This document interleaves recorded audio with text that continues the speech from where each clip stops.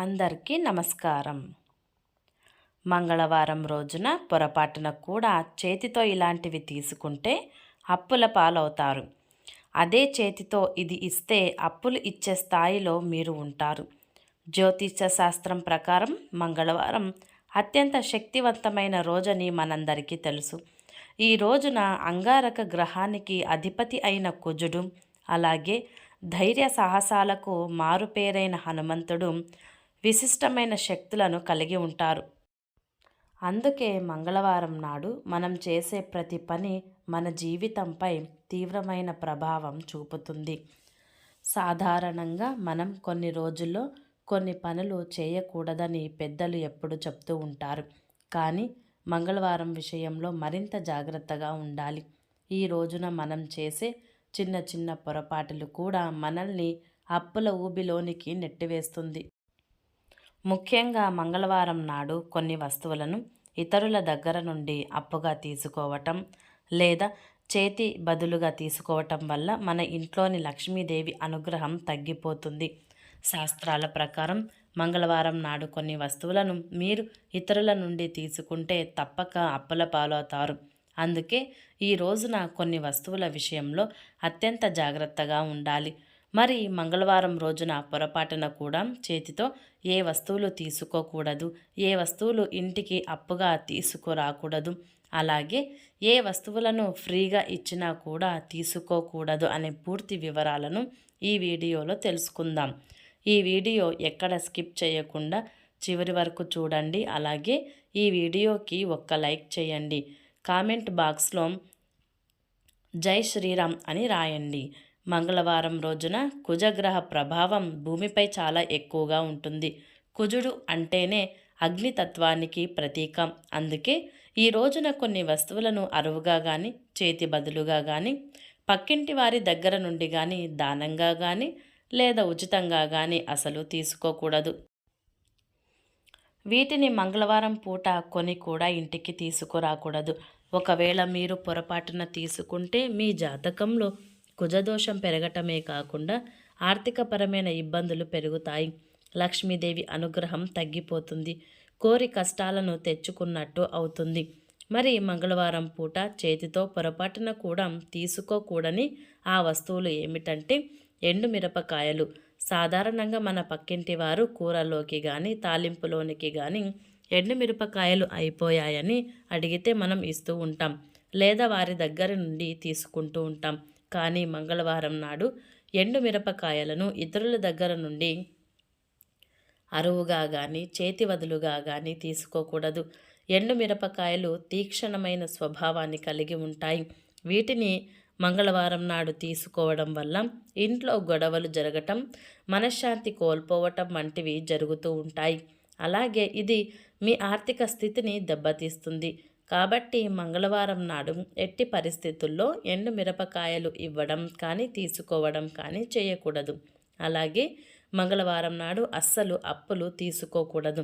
ఈ రోజున అప్పు తీసుకుంటే ఆ అప్పుని తీర్చడానికి మీకు ఏళ్ల తరబడి సమయం పడుతుంది. అప్పు తీరిపోగా వడ్డీలు పెరిగిపోయి చివరకు మీరు అప్పులు పాలవుతారు. ఒకవేళ మీరు ఎవరికైనా డబ్బులు ఇవ్వాల్సి ఉంటే మంగళవారం నాడు ఇస్తే చాలా మంచిది. దీనివల్ల మీకు ఉన్న అప్పులన్నీ త్వరగా తీరిపోతాయి. కానీ కొత్తగా అప్పు చేయటం మాత్రం అస్సలు మంచిది కాదు. ముఖ్యంగా చింతపండు. మంగళవారం నాడు చింతపండును అరువుగా కానీ, దానంగా కానీ తీసుకోకూడదు. చింతపండు పులుపు తత్వాన్ని కలిగి ఉంటుంది.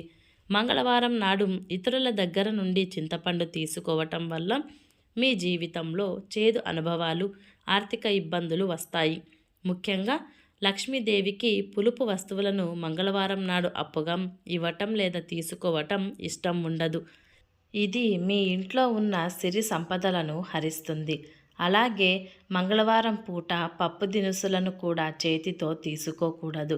కందిపప్పు కానీ, మినపప్పు కానీ లేదా మరే ఇతర పప్పులైనా సరే ఈ రోజున అరువుగా తెచ్చుకోకూడదు, కొనకూడదు కూడా.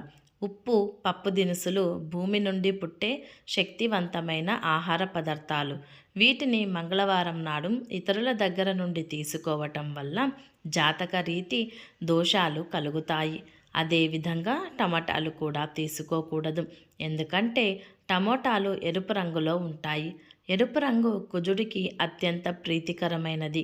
మంగళవారం నాడు టమోటాలను ఉచితంగా కానీ చేతి బదులుగా కానీ తీసుకోవటం వల్ల మీపై కుజుడి ప్రతికూల ప్రభావం పడుతుంది. ఎందుకంటే టమోటాలు ఎరుపు రంగులో ఉంటాయి. ఎరుపు రంగు కుజుడికి అత్యంత ప్రీతికరమైనది. మంగళవారం నాడు టమోటాలను ఉచితంగా కానీ చేతి బదులుగా కానీ తీసుకోవటం వల్ల మీపై కుజుడి ప్రతికూల ప్రభావం పడుతుంది.